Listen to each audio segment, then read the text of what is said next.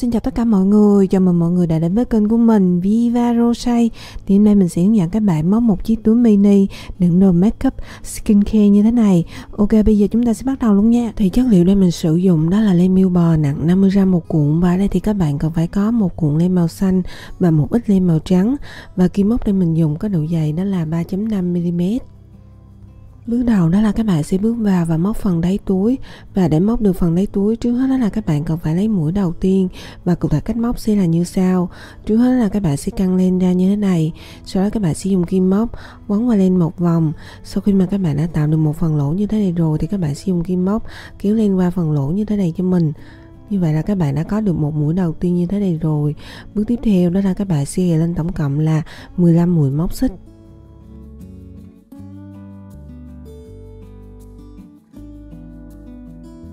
Sau khi mà các bạn đã gài lên đủ 15 mũi móc xích rồi, bước tiếp theo đó là các bạn sẽ bước vào và móc lên dòng thứ nhất. Và để móc dòng thứ nhất trước là các bạn sẽ gài lên một mũi móc xích nữa. Sau đó thì các bạn sẽ bỏ qua chân mũi đầu tiên và bắt đầu từ chân mũi thứ hai thì các bạn sẽ đâm kim móc vào mỗi một chân mũi và móc lên mỗi một mũi móc đơn chữ X. Và cụ thể cách móc sẽ là như sau. Đầu tiên đó là các bạn sẽ đâm kim móc vào chân mũi thứ hai. Sau đó thì các bạn sẽ để kim móc ở phía trên sợi len như thế này, sau đó thì kéo len qua chân mũi. Sau khi đã có hai đầu len trên cùng kim móc như thế này rồi thì các bạn sẽ dùng kim móc kéo len qua hai đầu len này cho mình. Như vậy là các bạn đã có được một mũi móc đơn chữ đầu tiên rồi. Với các chân mũi còn lại, cách móc cũng sẽ tương tự giống như là mũi móc đơn chữ đầu tiên mình đã hướng dẫn. Và mình sẽ gặp lại các bạn sau khi mà các bạn đã móc đến hết chân mũi cuối cùng nha. Sau khi mà các bạn đã móc đến hết chân mũi cuối cùng rồi thì tổng số chân mũi giờ các bạn đang có là 15. Như vậy là các bạn đã móc xong dòng thứ nhất rồi. Tiếp tục đó là các bạn sẽ móc lên dòng thứ hai. Và để móc dòng thứ hai, trước hết đó là các bạn sẽ gài lên một mũi móc xích, sau đó thì xoay ngược phần móc lại. Và bắt đầu từ chân mũi đầu tiên này, các bạn sẽ đâm kim móc vào mỗi một chân mũi và móc lên mỗi một mũi móc đơn chữ X. Và các bạn sẽ lặp lại các bước như vậy cho đến hết dòng thứ hai. Và sau khi mà các bạn đã móc xong dòng thứ hai rồi, với các dòng còn lại các bạn sẽ lặp lại các bước tương tự giống như là dòng thứ hai mình đã hướng dẫn. Và tổng số chân mũi sau khi mà các bạn móc xong cho mỗi dòng sẽ được giữ nguyên là 15 chân mũi. Và các bạn sẽ lặp lại các bước như vậy cho đến hết dòng thứ 5 thì mình sẽ tiếp tục hướng dẫn các bạn nha. Sau khi mà các bạn đã móc xong dòng thứ 5 rồi thì các bạn đã móc xong phần đáy túi. Bước tiếp theo đó là các bạn sẽ chuyển qua móc phần thân túi. Và ở phần đáy túi này gồm có 4 cạnh. Thì để móc được phần thân túi thì các bạn sẽ móc từ cạnh thứ nhất đến cạnh thứ hai, qua cạnh thứ ba và cuối cùng là cạnh thứ tư. Thì đầu tiên đó mình sẽ hướng dẫn các bạn móc cạnh thứ nhất trước nha. Và để móc cạnh thứ nhất trước hết là các bạn sẽ gài lên một mũi móc xích. Và ở đây mỗi một dòng sẽ tương ứng với lại là một chân mũi. Thì các bạn sẽ đâm kim móc vào mỗi một chân mũi và móc lên mỗi một mũi móc đơn chữ X. Và các bạn sẽ móc lên đủ là 5 mũi móc đơn chữ X.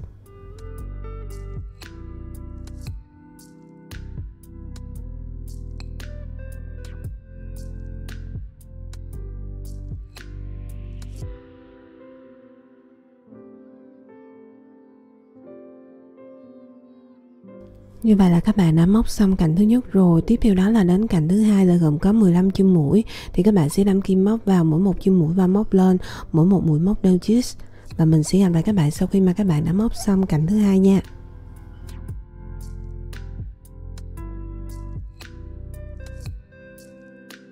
Sau khi mà các bạn đã móc xong cạnh thứ hai rồi, tiếp theo đó là đến cạnh thứ ba thì các bạn sẽ lặp lại các bước tương tự giống như là cạnh thứ nhất mình đã hướng dẫn. Sau đó là đến cạnh thứ tư thì các bạn sẽ lặp lại các bước tương tự giống như là cạnh thứ hai mình đã hướng dẫn. Và mình sẽ gặp lại các bạn sau khi mà các bạn đã móc đến hết chân mũi cuối cùng của cạnh thứ tư là nằm ở đây nha. Sau khi mà các bạn đã móc đến hết chân mũi cuối cùng của cạnh thứ tư rồi thì tổng số chân mũi giờ các bạn đang có là 40. Và như vậy là các bạn đã móc xong dòng thứ nhất. Và để kết thúc dòng thứ nhất thì các bạn sẽ đâm kim móc vào chân mũi đầu tiên, kéo len qua và móc một mũi dời. Tiếp tục đó là các bạn sẽ móc lên dòng thứ hai. Và để móc dòng thứ hai trước hết là các bạn sẽ gài lên một mũi móc xích, sau đó thì đâm kim móc vào chân mũi đầu tiên và móc lên một mũi móc đơn. Tiếp theo đó là các bạn sẽ móc lên một mũi dời liền 2 mũi bằng cách là các bạn sẽ đâm kim móc vào chân mũi đầu tiên, kéo len qua lần thứ nhất.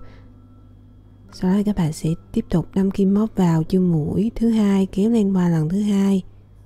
Tiếp theo đó là các bạn sẽ dùng kim móc kéo sợi len thứ hai này qua sợi len thứ nhất.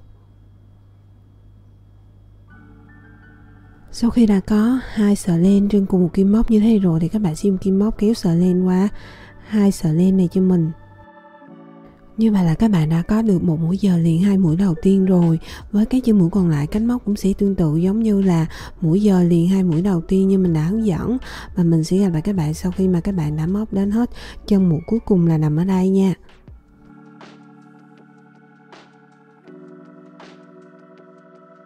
Sau khi mà các bạn đã móc xong dòng thứ hai rồi thì tổng số chân mũi giờ các bạn đang có là 40. Và để kết thúc dòng thứ hai thì các bạn sẽ đâm kim móc vào chân mũi đầu tiên, kéo lên qua và móc một mũi dời. Tiếp tục đó là các bạn sẽ móc lên dòng thứ ba, và để móc dòng thứ ba trước đó là các bạn sẽ gài lên một mũi móc xích, sau đó thì xoay ngược vào mặt trong của phần móc, đâm kim móc vào chân mũi đầu tiên và móc lên một mũi móc đơn. Tiếp theo đó là các bạn sẽ đâm kim móc vào chân mũi thứ nhất và chân mũi thứ hai và móc lên một mũi dời liền 2 mũi. Thì đến đây các bạn sẽ bắt đầu lặp lại các bước, đó là các bạn sẽ đâm kim móc vào các chân mũi còn lại và móc lên các mũi dời liền 2 mũi, và các bạn sẽ lặp lại các bước như vậy cho đến hết chân mũi cuối cùng là nằm ở đây. Thì mình sẽ tiếp tục hướng dẫn các bạn nha. Sau khi mà các bạn đã móc dòng thứ ba và còn lại một chân mũi cuối cùng như thế rồi thì bước tiếp theo đó là các bạn sẽ đâm kim móc vào chân mũi thứ 39 và chân mũi thứ 40 và móc lên một mũi dời liền 2 mũi cuối cùng.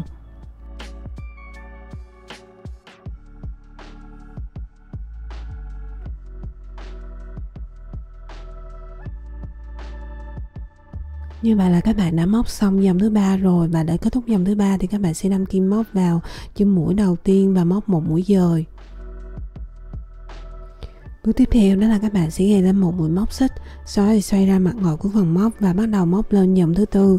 Và bắt đầu từ dòng thứ tư này trở đi thì các bạn sẽ lặp lại các bước xen kẽ của dòng thứ hai và dòng thứ ba như mình đã hướng dẫn. Thì đối với dòng chẵn các bạn sẽ móc tương tự giống như là dòng thứ hai, còn đối với dòng lẻ thì các bạn sẽ móc tương tự giống như là dòng thứ ba. Và tổng số chân mũi sau khi mà các bạn móc xong cho mỗi dòng sẽ luôn được giữ nguyên là 40 chân mũi, và các bạn sẽ lặp lại các bước như vậy cho đến hết dòng thứ 12. Thì mình sẽ tiếp tục hướng dẫn các bạn nha. Sau khi mà các bạn đã móc xong dòng thứ 12 rồi thì các bạn đã móc xong phần thân túi. Bước tiếp theo nữa đó là các bạn sẽ kết mũi lại bằng cách là móc lên một mũi móc xích, kéo lên ra một đoạn và dùng kéo cắt đi phần đoạn len thừa này cho mình.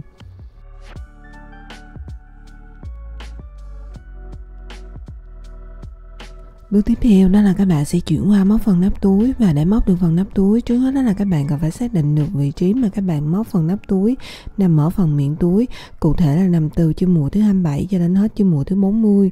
Và sau khi mà các bạn đã xác định được vị trí rồi, bước tiếp theo đó là các bạn sẽ bắt đầu móc phần nắp túi cho mình, và cụ thể cách móc sẽ là như sau. Đầu tiên đó là các bạn sẽ đâm kim móc vào chân mũi thứ 27 này, sau đó thì dùng len và lấy mũi đầu tiên. Tiếp theo đó là các bạn sẽ kéo mũi đầu tiên mà các bạn vừa mới gài qua chân mũi thứ 27 này cho mình.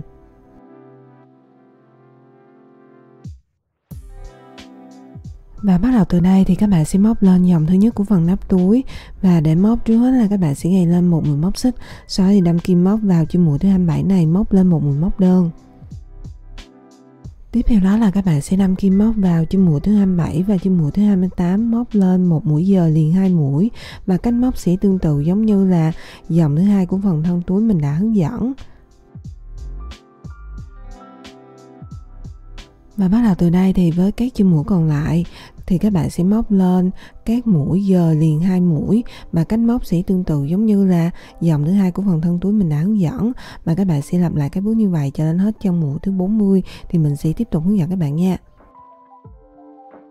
Sau khi mà các bạn đã móc đến hết chân mũi thứ 40 rồi thì các bạn đã móc xong dòng thứ nhất của phần nắp túi, và tổng số chân mũi giờ các bạn đang có là 14. Tiếp tục đó là các bạn sẽ móc lên dòng thứ hai, và để móc dòng thứ hai trước là các bạn sẽ gài lên một mũi móc xích, sau đó thì xoay vào mặt trong của phần móc. Tiếp theo đó là các bạn sẽ đâm kim móc vào chân mũi đầu tiên và móc lên một mũi móc đơn. Và bắt đầu từ chân mũi đầu tiên này các bạn sẽ móc lên các mũi dời liền 2 mũi, và cách móc sẽ tương tự giống như là dòng thứ nhất mình đã hướng dẫn. Và mình sẽ gặp lại các bạn sau khi mà các bạn móc dòng thứ hai và còn lại một chân mũi cuối cùng nha. Sau khi mà các bạn đã móc dòng thứ hai và còn lại một chân mũi cuối cùng như thế này rồi thì bước tiếp theo đó là các bạn sẽ đâm kim móc vào chân mũi thứ 13 và chân mũi thứ 14 và móc lên một mũi dời liền 2 mũi. Thì như vậy là các bạn đã móc xong dòng thứ hai rồi. Tiếp tục đó là các bạn sẽ móc lên dòng thứ ba. Và để móc dòng thứ ba trước là các bạn sẽ gài lên một mũi móc xích. Sau đó thì các bạn sẽ xoay ra mặt ngoài của phần móc. Và bắt đầu từ dòng thứ ba này trở đi thì các bạn sẽ lặp lại các bước xen kẽ của dòng thứ nhất và dòng thứ hai như mình đã hướng dẫn. Và tổng số chân mũi sau khi mà các bạn móc xong cho mỗi dòng sẽ luôn được giữ nguyên là 14 chân mũi. Và các bạn sẽ lặp lại các bước như vậy cho đến hết dòng thứ 9 thì mình sẽ tiếp tục hướng dẫn các bạn nha.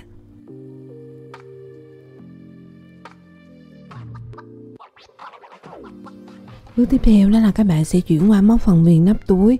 Và ở phần nắp túi này gồm có 3 cạnh. Thì để móc được phần viền thì các bạn sẽ móc từ cạnh thứ nhất đến cạnh thứ hai và cuối cùng là cạnh thứ ba. Thì đầu tiên đó là mình sẽ hướng dẫn các bạn móc cạnh thứ nhất trước nha. Để móc trước đó là các bạn sẽ đâm kim móc vào chân mũi thứ 26 của phần miệng túi này. Sau đó dùng len và lấy mũi đầu tiên. Tiếp theo đó là các bạn sẽ kéo mũi đầu tiên mà các bạn vừa mới gài qua chân mũi thứ 26 này cho mình.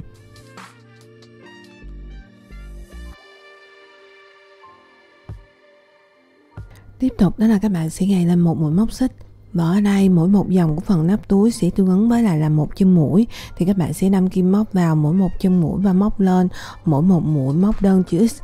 Và ở đây các bạn sẽ móc lên đủ là 9 mũi móc đơn chữ X.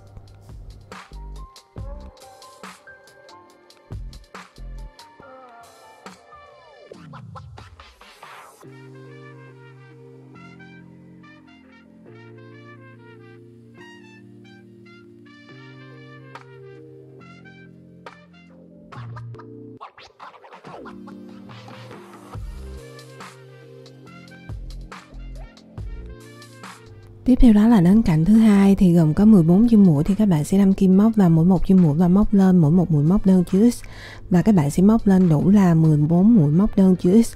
Và sau khi mà các bạn đã móc xong cạnh thứ hai rồi, tiếp tục là đến cạnh thứ ba thì các bạn sẽ lặp lại các bước tương tự giống như là cạnh thứ nhất mình đã hướng dẫn. Và mình sẽ gặp lại các bạn sau khi mà các bạn đã móc xong cạnh thứ ba nha. Sau khi mà các bạn đã móc xong cạnh thứ ba rồi, bước tiếp theo đó là các bạn sẽ đâm kim móc vào chân mũi đầu tiên của phần miệng túi, sau đó thì kéo lên qua móc một mũi dời. Tiếp theo đó là các bạn sẽ kết mũi lại cho mình.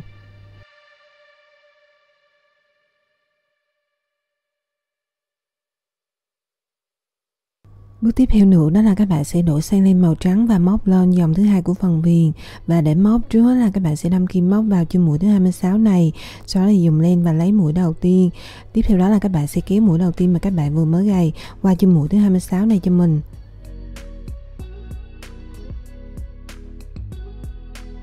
Tiếp tục đó là các bạn sẽ gài lên một mũi móc xích, sau đó thì các bạn sẽ kéo lên ra một đoạn, quấn len quanh kim lần thứ nhất, đâm kim móc vào chân mũi thứ 26, kéo len qua lần thứ nhất.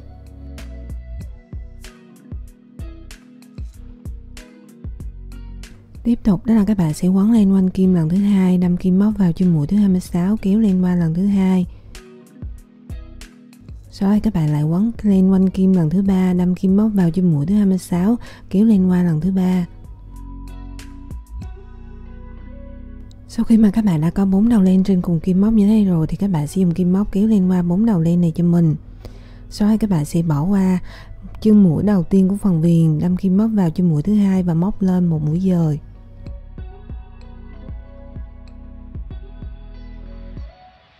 Như vậy là các bạn đã có được cụm viền đầu tiên rồi. Tiếp tục đó là các bạn sẽ móc lên cụm viền thứ hai bằng cách là kéo lên ra một đoạn, sau đó thì đâm kim móc vào chân mũi thứ hai này liên tục 3 lần và kéo lên liên tục qua 3 lần cho mình.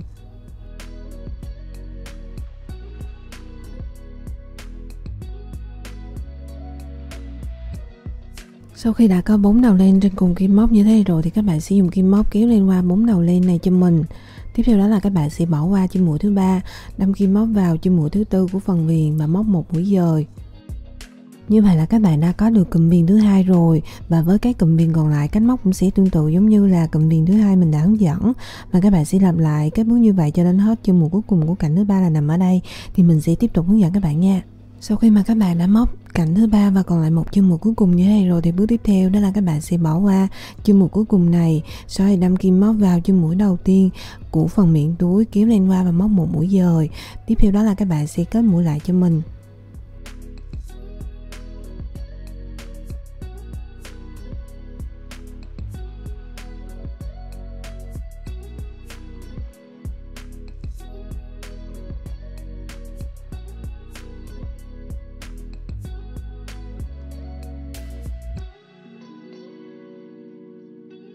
Ok, bước cuối cùng đó là các bạn sẽ khâu một cặp nút 500 vào phần mặt trong của túi. Thì như vậy là các bạn đã hoàn thành xong một chiếc túi đựng đồ makeup skincare như thế này rồi.